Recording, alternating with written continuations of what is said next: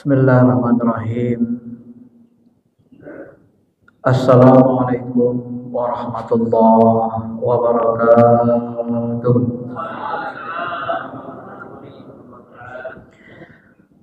Alhamdulillahirabbil alamin.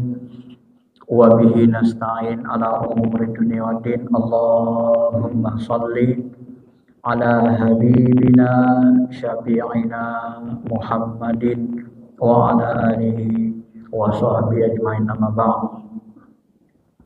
Bapak Ibu yang dirahmati Allah Subhanahu wa taala, mari sama-sama kita bersyukur atas nikmat yang Allah berikan kepada kita semua, baik nikmat yang zahir yang nampak oleh mata kita, kesehatan jasmani, mudahnya urusan-urusan yang Allah berikan kepada kita, baik urusan harta, keluarga dan seterusnya.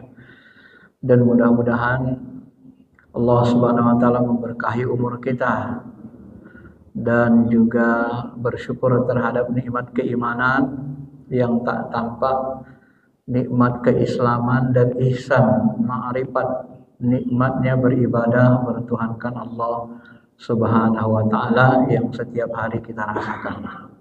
Mudah-mudahan Allah buat kita istiqomah sampai akhir dari penghidupan. Amin amin ya rabbal alamin. Bapak Ibu yang dirahmati Allah, iktikaf ini arti dasarnya adalah mencegah atau berdiam, ya. Bisa juga menahan diri, maksudnya mencegah dari keluar masjid, berdiam diri di masjid, menahan diri supaya terus di masjid, atau menetap. Dalam bahasa Indonesia ada istilah sekarang sudah diserap oleh bahasa pasaran kita. Banyak orang yang mengatakan, yuk kita mabit gitu kan. Mabit itu maksudnya seperti mabit di Mina, bermalam di Mina. Mabit itu maksudnya bermalam atau iktikaf di masjid. Ini dari segi bahasa.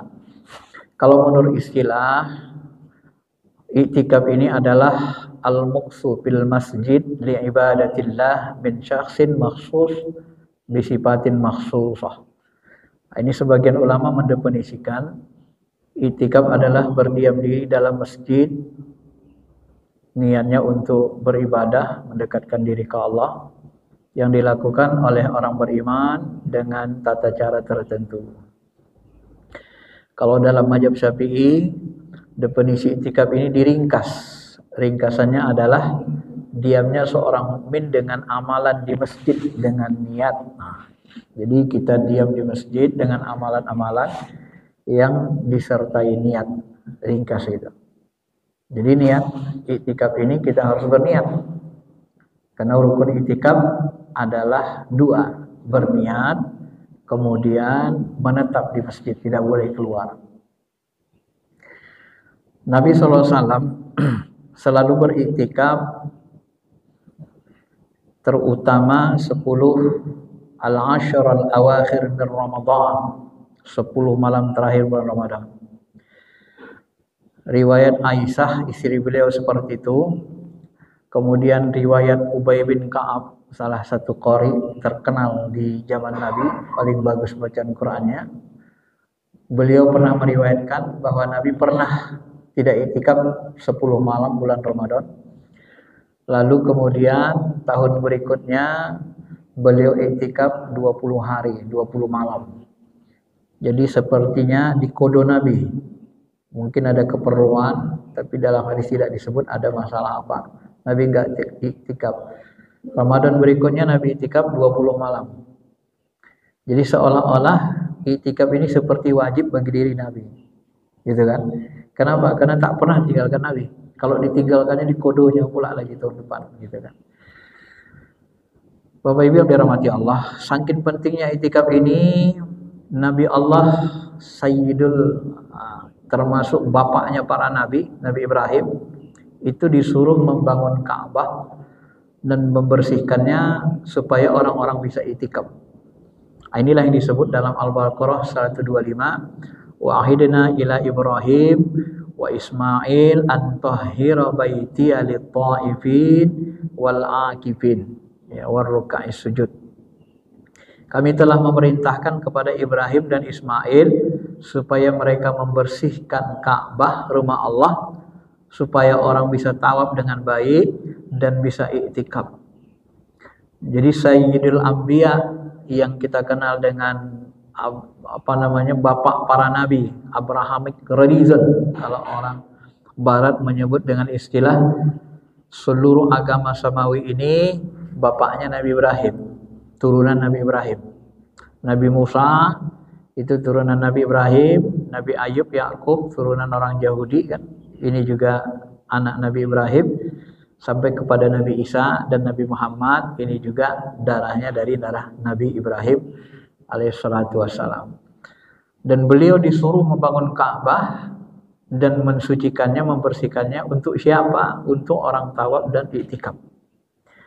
Nah, kalau begitu kan kita berarti iktikaf ini sangat penting. Sampai-sampai Nabi Ibrahim dan Ismail disuruh menyediakan tempat orang beriman untuk iktikaf. Bapak Ibu yang dirahmati Allah Subhanahu wa taala, iktikaf ini kalau kita tarik sejarah mundur, sebenarnya iktikaf ini termasuk amalan para nabi dan rasul-rasul, termasuk nabi rasul ulul ajmi. Nabi Musa itu dipanggil Allah ke Bukit Tur Sina, disuruh iktikaf 40 hari. Ya, dulu namanya sebelum lahir syariat Islam, sebelum disempurnakan, nama lain iktikaf ini adalah tahannus. Ya, tahannus di Gua Hira Nabi Muhammad SAW. Kemudian Nabi Musa itu tahannus di Bukit Tur Sina. Ya. Nabi Muhammad dalam riwayat ada dua versi, ada yang mengatakan 3 kali 40 hari, ada lagi mengatakan 3 tahun setengah. Jadi beliau di Gua Hira itu sekitar 3 tahun setengah. Gak pulang-pulang, makanannya diantarin sama Fatimah. Ngapain di Gua Hira? Iktikaf. Karena dulu belum ada masjid. Ya. Nah, dari sini kita paham bahwasanya iktikaf itu sebenarnya sangat penting. Ya. Sampai-sampai Nabi Musa pun disuruh ninggalin tugasnya. Udah, gak usah dakwah dulu. Jadi siapa yang berdakwah? Ngatur umat aku. Ya Allah, udah kasih sama Harun saja. Harun yang membina, antum naik bukit Tur Sina. Jadi Nabi Musa disuruh naik bukit Tur Sina. Iktikaf 40 hari. 40 hari itulah nanti dia membersihkan qalbunya, ya, iktikaf sampai nanti dia mendapat wahyu dari Allah, suhubu Ibrahim wa Musa. Diberikan suhub, dan itulah yang dikenal dalam agama Yahudi yang disebut dengan istilah Ten Commandments, 10 perintah Tuhan. Ya. Bapak Ibu yang dirahmati Allah Subhanahu wa taala. Maka amalan iktikaf ini sebenarnya luar biasa. Sebelum Nabi diangkat menjadi rasul, diberi tugas kenabian, beliau dulu iktikaf dulu di Gua Hira. Untuk apa? Untuk membersihkan. Bersihkan qalbu. Imam Syafi'i mengatakan amalan iktikaf ini, ya, misalnya banyak, ya, bisa sholat, ya, sholat tasbih, bertasbih, berzikir, membaca Quran, atau majelis ta'lim seperti ini, atau menalaah Al-Quran, itu juga amalan-amalan iktikaf. Yang mana yang paling menyentuh di qalbu kita, itulah kita lakukan. Ya. Ada beberapa hal yang perlu kita perhatikan, ini dari sisi syariatnya, sebelum kita membahas sisi rohaninya. Ketika kita mau iktikaf, ada beberapa hal yang diperhatikan. Pertama, waktu iktikaf. Waktu iktikaf itu kapan saja boleh, ya, kecuali di waktu-waktu yang kita harus melaksanakan kewajiban lain, ya. Boleh kapan saja, pagi, siang, sore, malam. Dan yang paling utama adalah tentunya 10 hari terakhir bulan Ramadan. Ya. Lama iktikaf ini ada perbedaan ulama. Kalau Imam Syafi'i, mazhab Syafi'i yang sering kita pakai, iktikaf itu kata beliau lebih lama dari tumak-ninah pada ruku. Nah, jadi kalau tumak-ninah itu kan subhanarabbil a'la wa subhanarabbil azim wa bihamdi, subhanarabbil azim wa bihamdi, subhanarabbil azim wa bihamdi. Jadi 3 kali, lebih dari 3 kali tasbih. Artinya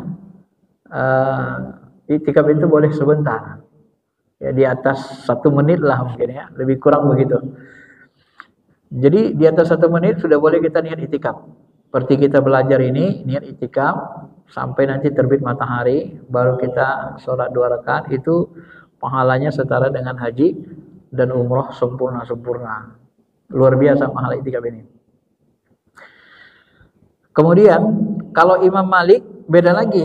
Iktikaf itu minimal 1 hari 1 malam. Ya. Jadi kalau iktikaf nggak bisa sebentar, minimal 1 hari 1 malam. Ini kalau Imam Malik, mazhab Maliki. Nah, karena kita tidak pakai beliau, sekedar kita tahu saja ya. Tempat iktikaf ini tempat iktikaf masjid tempat sholat jemaah yang ada imam dan muazzinnya. Ya. Cuma kalau Imam Hanafi dia bilang baik ada sholat 5 waktu atau tidak apa-apa. Ini Hanafi. Tapi kalau Ibnu Mas'ud, masjidnya harus digunakan untuk sholat jemaah. Kenapa begitu? Secara ilmu tasawuf, kalau di masjid itu hidup jemaah, maka suasana masjid itu ada energi kekuatan, gitu ya. Maka disitulah yang terbaik iktikaf. Tapi kalau masjidnya tidak hidup amalan, masjid itu ya namanya tidak hidup amalan, tidak ada aura atau tidak ada kekuatan rohani di situ. Jadi masjid-masjid yang terasa nyaman itu biasa banyak orang beribadah. Di mana masjid terasa paling nyaman, disitulah banyak orang beribadah. Makanya Masjid Nabawi misalnya, karena hidup 24 jam itu lebih nyaman dibanding masjid-masjid lainnya. Karena energi rohaninya itu memberikan ketenangan kepada rohani kita.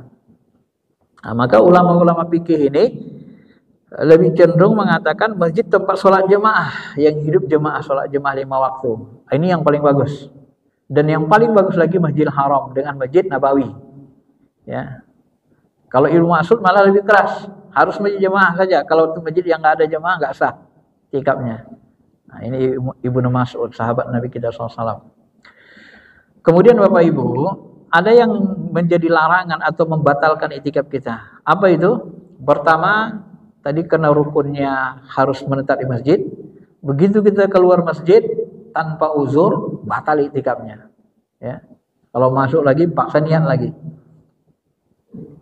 Maka Nabi SAW nggak keluar-keluar di masjid aja. Paling nanti dibukanya tirai pintu Aisyah, lalu beliau sandarkan kepalanya ke Aisyah dalam hadis itu, lalu Aisyah nanti disisir Aisyah rambut Nabi kita SAW.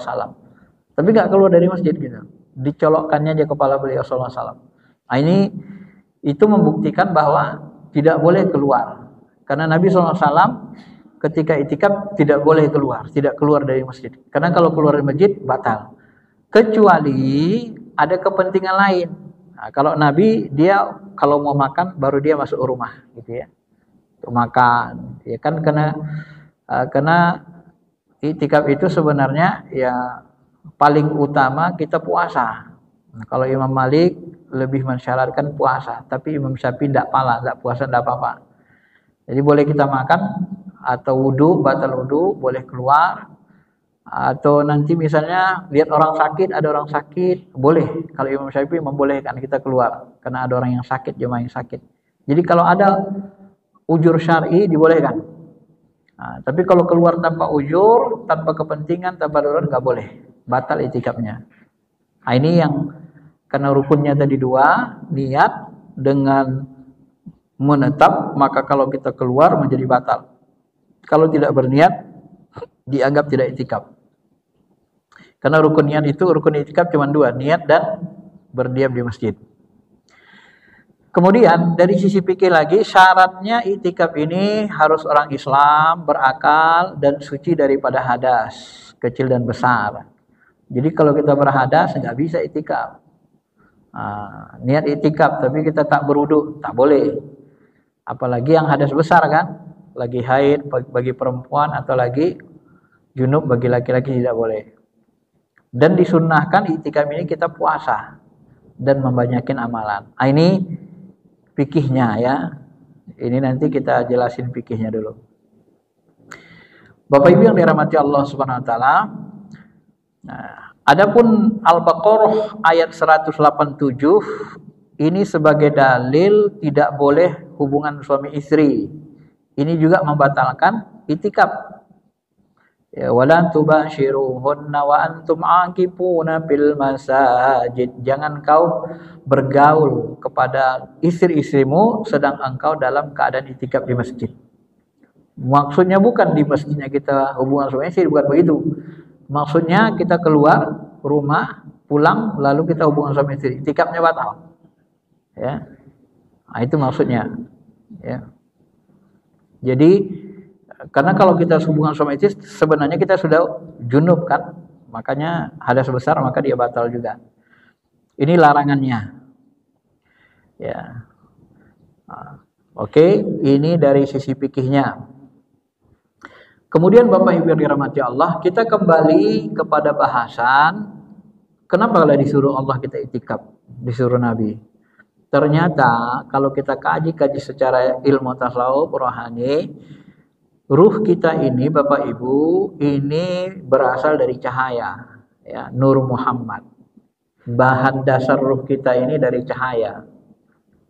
Kalau jasmani kita dia sebenarnya awalnya dari cahaya, cuma dari kehidupan hari-hari ini perkembangan jasmani ini kebanyakan diciptakan dari tetesan air yang hina, saripati tanah.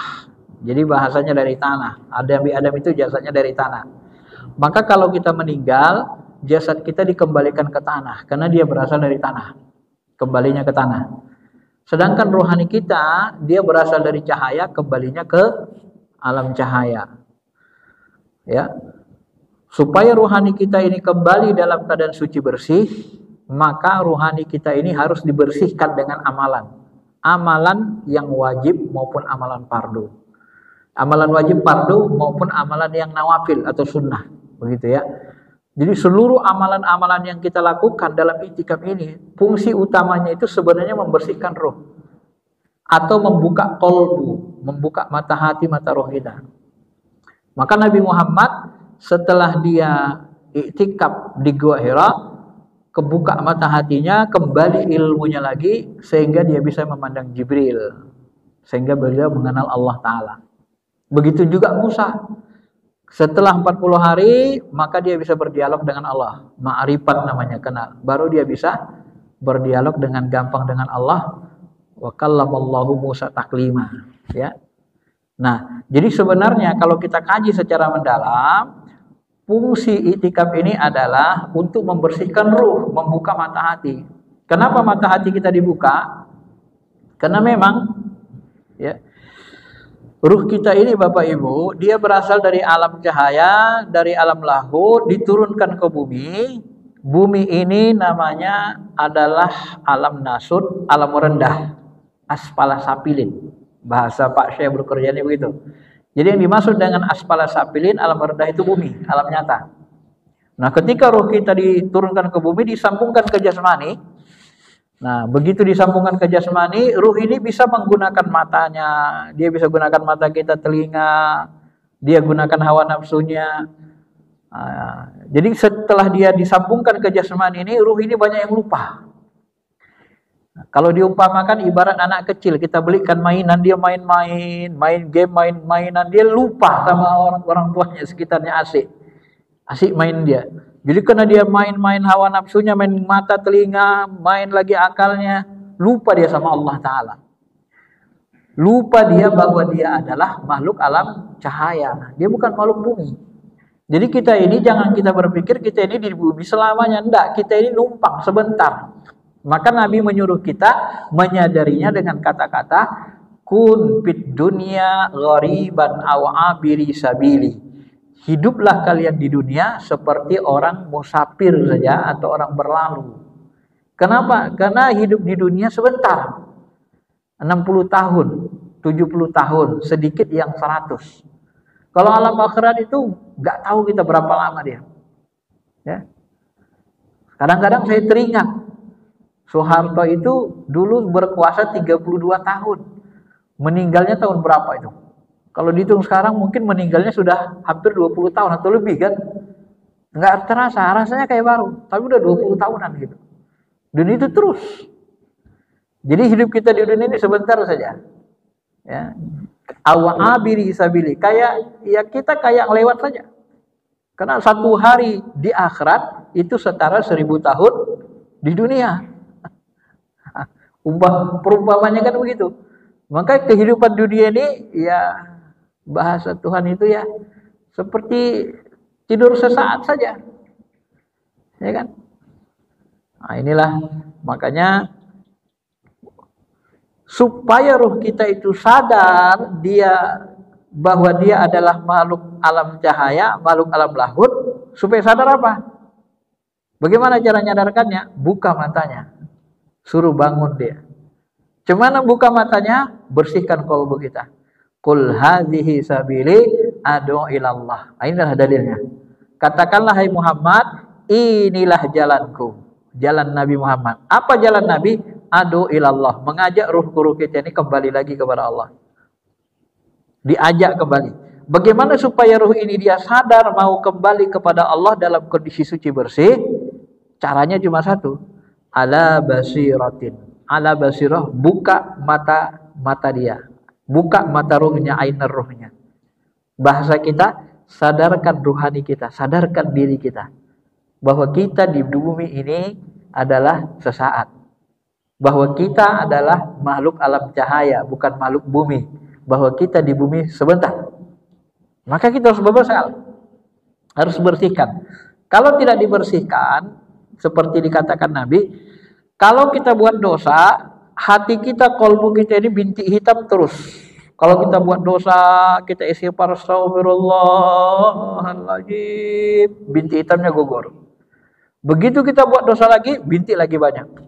Kalau kita biarin, nggak kita bersihin dengan amal soleh, dengan istighfar, mungkin banyak bintik hitam, lama-lama hati kita ketutup, mata roh kita tutup. Begitu hati ketutup, mata roh ketutup, maka hati yang seperti ini akan menjadi kafir.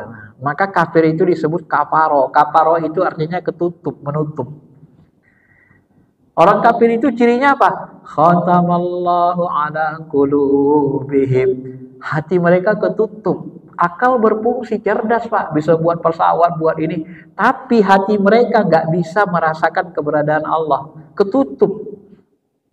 Ini yang bahaya. Ya.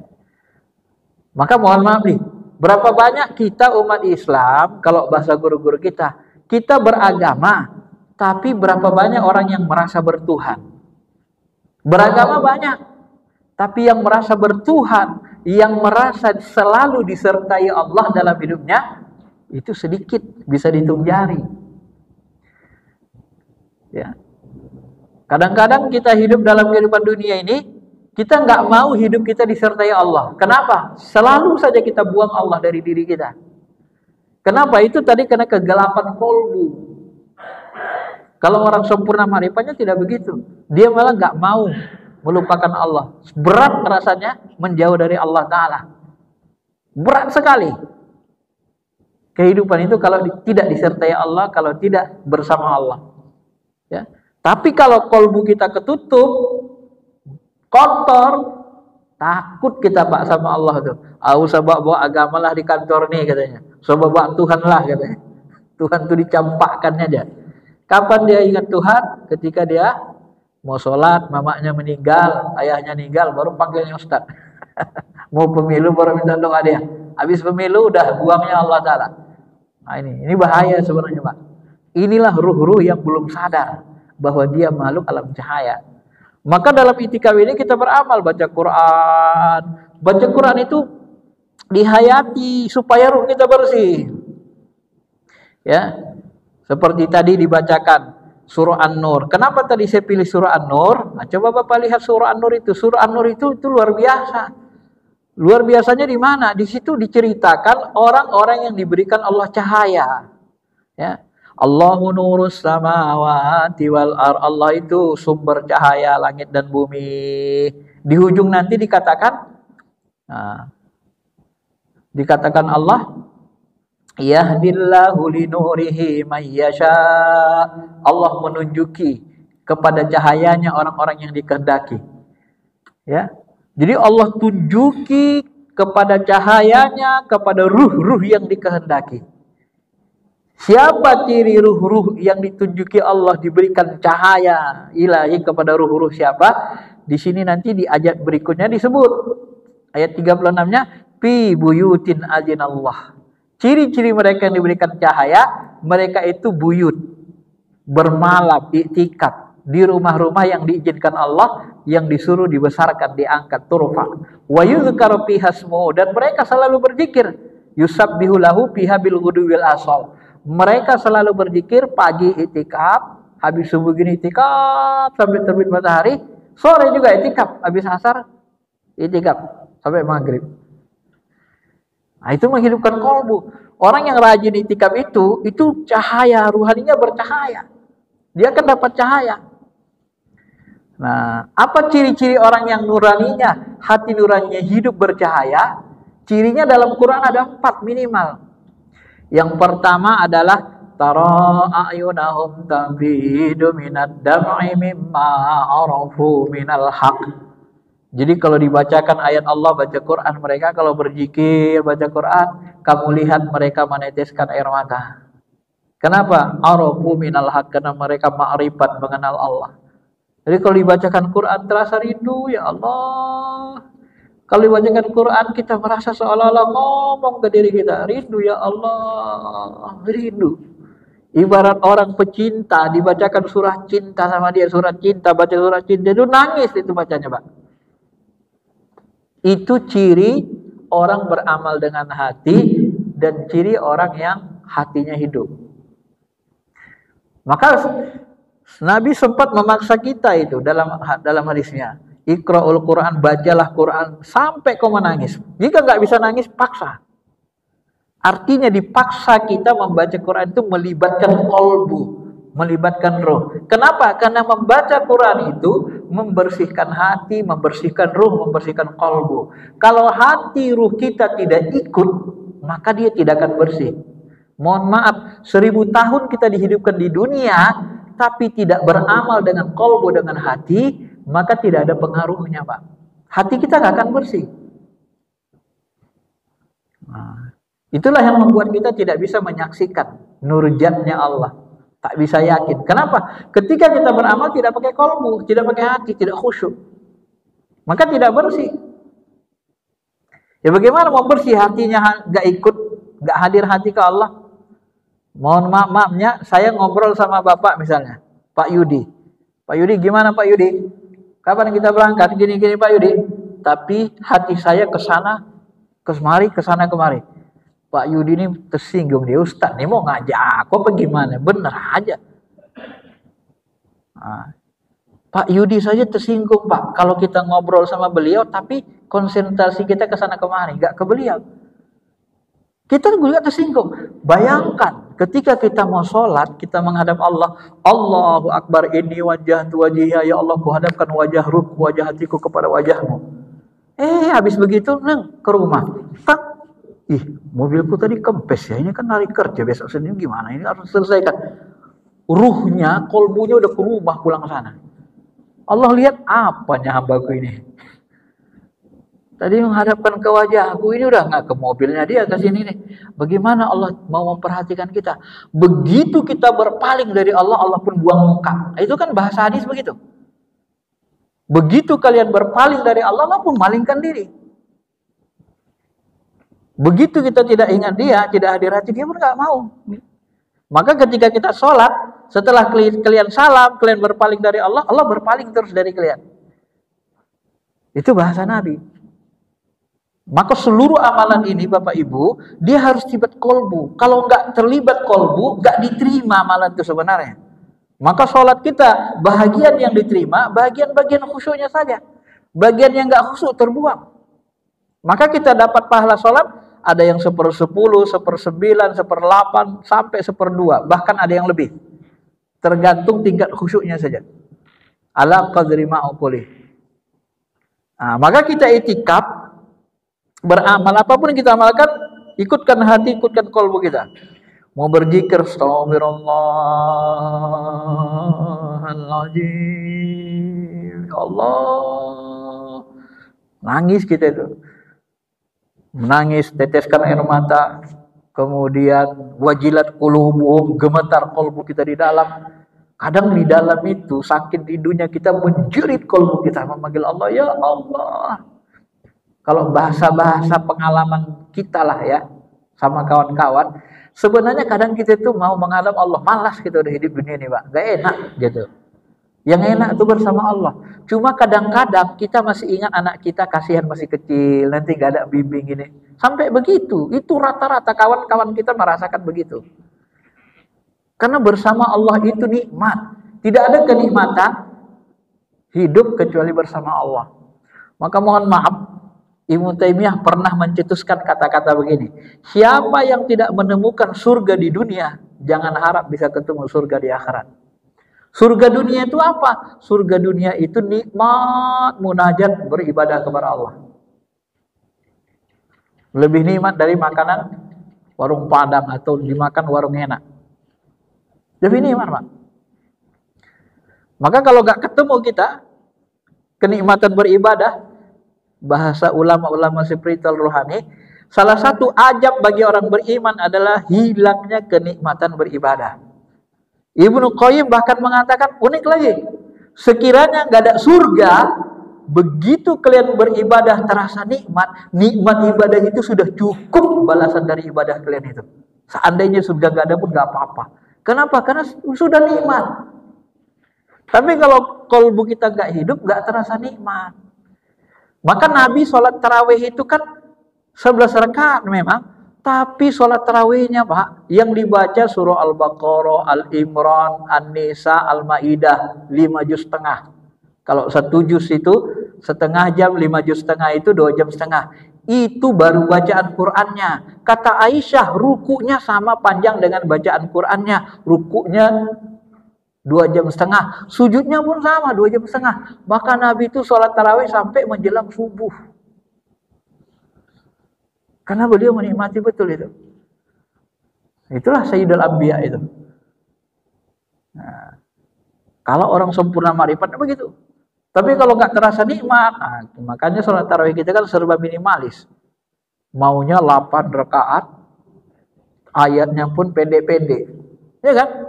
Serba minimalis. Kenapa? Karena kita tidak bisa menikmati ibadah. Secara umum masyarakat kita belum bisa menikmati ibadah. Padahal sahabat-sahabat pun begitu. Masa Utsman bin Affan, mereka sambil sholat pegang tongkat, dinikmatinya aja. Nanti tarawih istirahat lagi. Nah, waktu masa-masa kuliah kita dulu ada istilah perbaikan gizi. Wah kan? Kalau anak kuliah nggak ada duitnya, pas-pasan, gitu ada makanan gratis di hotel atau di mana, makan enak, makan. Udah kenyang, tunggu 10 menit lagi. Turun lagi, makan lagi. Ya, udah kenyang betul, tunggu lagi. Nanti makan lagi. Kenapa? Karena nikmat. Bisa berulang-ulang kali makanan itu, Pak. Tarawih itu pun sebenarnya gitu. Kalau nikmat, kita berulang kali. Istirahat kita dulu, tarawih. Roha. Rehat kita dulu. Habis rehat nanti, balik lagi, diri lagi. Kenapa? Karena menikmati. Tapi kalau kita tidak menikmatinya, kita mau cepat aja itu. Kenapa kita tidak menikmatinya? Karena kita gak hidupkan qalbu, gak libatkan dia, gak khusyuk.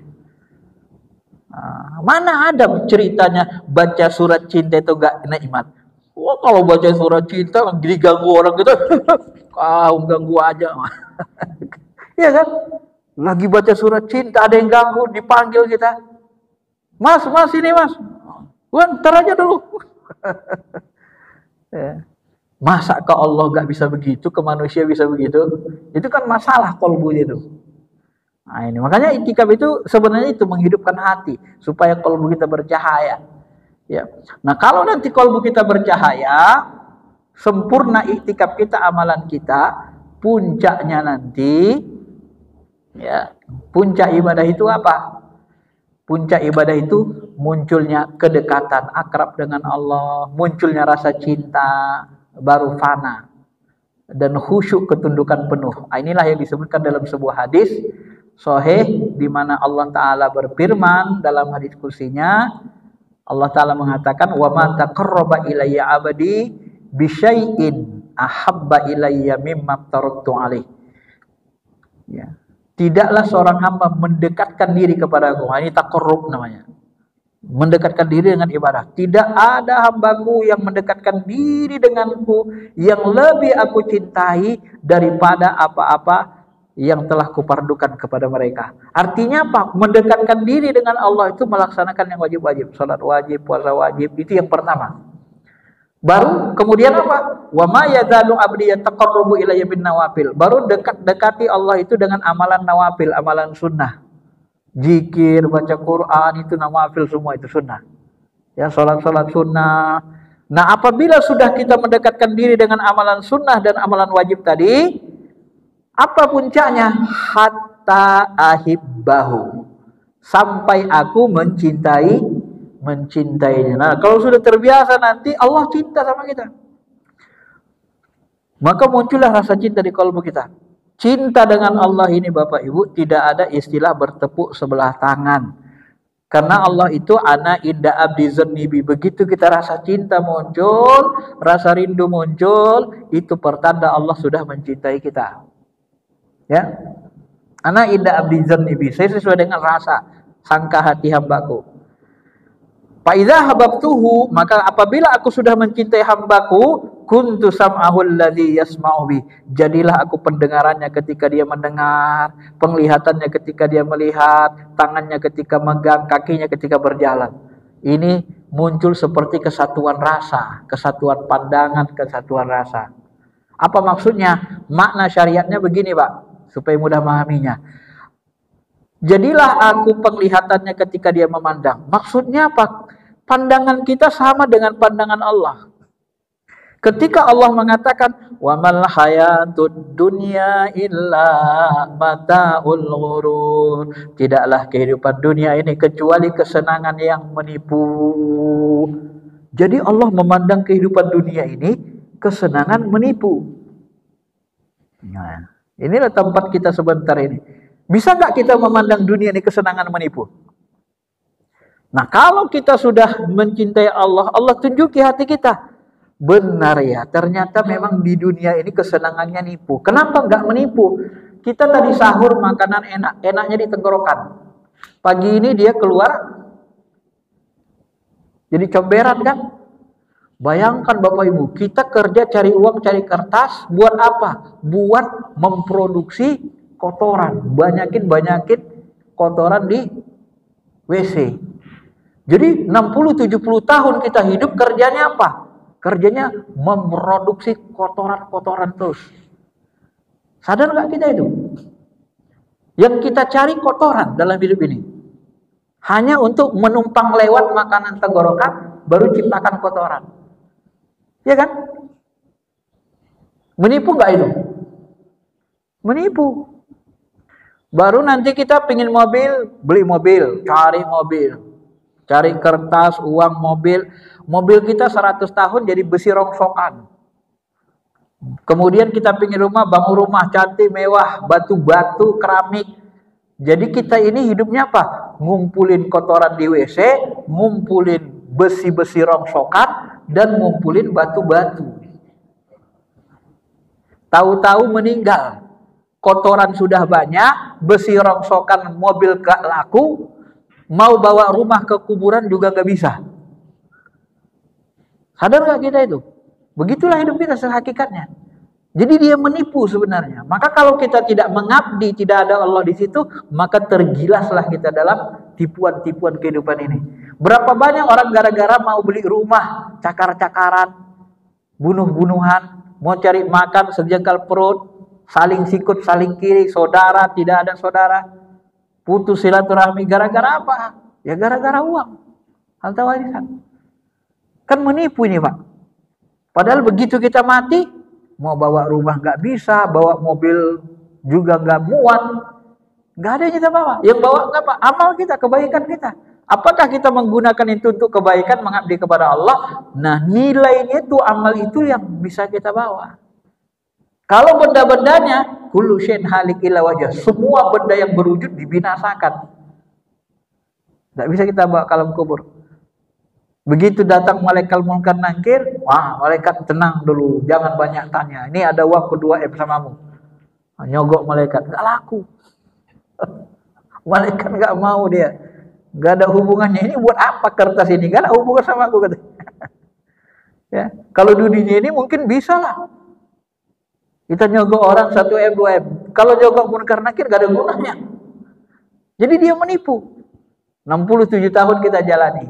Maka kita harus sadarkan roh kita. Nyadarkannya dengan apa? Buka matanya. Buka matanya dengan apa? Bersihkan kolbu. Caranya iktikaf. Banyakin amalan-amalan pembersih kolbu itu. Maka semua amalan yang kita lakukan nanti bersihin semua itu Pak. Sholat 5 waktu, ke sholat 5 waktu, kafaroh 5 bainahuma, Jumat ke Jumat, itu juga kafaroh membersihkan kolbu. Kata Nabi SAW, nah, tahukah kamu bagaimana pendapat kalian kalau ada sungai di depan pintu rumahnya, dia mandi 5 kali sehari semalam, apakah dia masih kotor? Tidak ya Rasul, kata sahabat. Bersih, itulah perumpamaannya. Tasbih kita, subhanallah bihamdi, subhanallah wa bihamdi, 100 kali. Itu fungsinya dihapuskan dosa kita walaupun sebanyak buih di lautan. Itu hadis sahih muttafaq alaih. Ya, mangqala subhanallah bihamdi, subhanallah bihamdi, subhanallah bihamdi, 100 kali. Waktu iktikaf kita baca, hapus dosa kita walau sebanyak buih di lautan. Tapi dengan khusyuk. Subhanallah bihamdi, subhanallah bihamdi, dengan hati. Baru dia terima. Ya. Bersihkan kolbu. Baru nanti kalau udah bersih baru bercahaya dia, baru bisa dia merasakan kenyataan Allah Subhanahu wa taala. Kalau dia tidak dibersihkan, maka tidak bisa. Maka Nabi Muhammad SAW, Bapak Ibu, kalau Nabi mau mi'raj, itu dibelah Jibril ulang dadanya, dibersihkan sebersih-bersihnya. Sesudah bersih bening, baru naik mi'raj, baru beliau, kata Ibnu Abbas, melihat zat Allah 2 kali. Satu di ufuk yang tinggi, wa kana qaba qausaini, dia seolah-olah Allah itu mendekat 2 ujung panah ke wajah Nabi SAW, saking dekatnya beliau melihat zatnya. Ya. Kemudian lagi di Sidratil Muntaha, maka dzabal fuadu ma ra'a, fuad, mata hati Muhammad tidak mendustakan apa yang dia lihat. Jadi mata ruh kita, mata hati kita kebuka dulu, baru kita bisa menyaksikan Allah Ta'ala. Kalau mata hati nggak kebuka, kita nggak bisa menyaksikan kenyataan Allah Ta'ala. Nggak bisa. Nggak yakin kita Allah Ta'ala itu ada. Kalau mata hati kita nggak kebuka, kalau hati kita masih kotor. Nah, itu kuncinya sebenarnya. Makanya iktikaf ini banyak sekali pahalanya. Yang utamanya itu membersihkan kolbu, menyempurnakan keyakinan kita, ma'rifat kita. Dan yang lain-lain itu, orang iktikaf ini dia, kata Nabi SAW, dia beriktikaf terhenti dari perbuatan dosa dan pahalanya terus ngalir. Selama kita di masjid, pahala terus. Kalau kita niatkan nunggu sholat, ya, maka dia dapat pahala sholat. Dinilai sholat terus menerus. Nah, kalau kita itikaf 10 malam terakhir bulan Ramadan, itu setara dengan 2 kali haji dan umrah. Mani takafa asyaran fi Ramadan kana ka hajjataini wa umrataini. Setara dengan 2 haji dan umrah yang mabrur. Kalau itikaf kita dari habis subuh sampai terbit matahari, kemudian sholat isyraq 2 rakaat atau sholat duha di awal waktu, itu setara dengan haji dan umrah sempurna. Dan kalau kita mengamalkannya 40 hari, biasanya amalan itu menjadi, kalau bahasa saya gini, kue itu kan diadon. Kalau dia diadon, kemudian dimasak, masaknya kue itu berapa menit. Nah, amalan ini dia masaknya kalau diamalkan 40 hari. Begitu kita amalkan 40 hari, terasa betul kebuka kolbu kita. Cirinya nanti Pak, hati kita mulai kebuka itu, cirinya adalah salah satu kita selalu ingat Allah, dan nanti kita merasa bahwa kita hidup seperti di 2 alam. Kenapa? Karena jasmani kita tersambung ke alam jasmani, ruhani kita tersambung ke alam ruh. Ini kan 2 alam kita terus menerus. Cuman kalau nanti kita tidak bersihkan ruhani kita itu seperti dicangkang oleh jasmani, nggak bisa buat apa-apa, dia buta kayak orang tidur. Itulah yang dibahasakan Nabi, yang harus kita hati-hati. Kalian selama hidup di dunia itu seperti orang tidur. Begitu mati baru bangun, melek. Begitu kita mati, ruh kita baru melihat segalanya. Baru sadar, gak sempat lagi seperti itu. Di dunia inilah kita harus sadarkan ruh kita tadi. Menyadarkannya harus dibuka dia. Dibersihkan gitu ya. Dan itikaf adalah salah satu cara terbaik. Maka untuk menjadi nabi dan rasul, iktikaf dulu. Untuk menyempurnakan rohani Nabi Musa supaya bisa berdialog dengan Allah, iktikaf di Bukit Tursina. Ya, inilah sebenarnya betapa hebatnya amalan iktikaf ini, sehingga sangat rugi kita kalau melewatkannya. Apalagi 10 hari bulan Ramadan.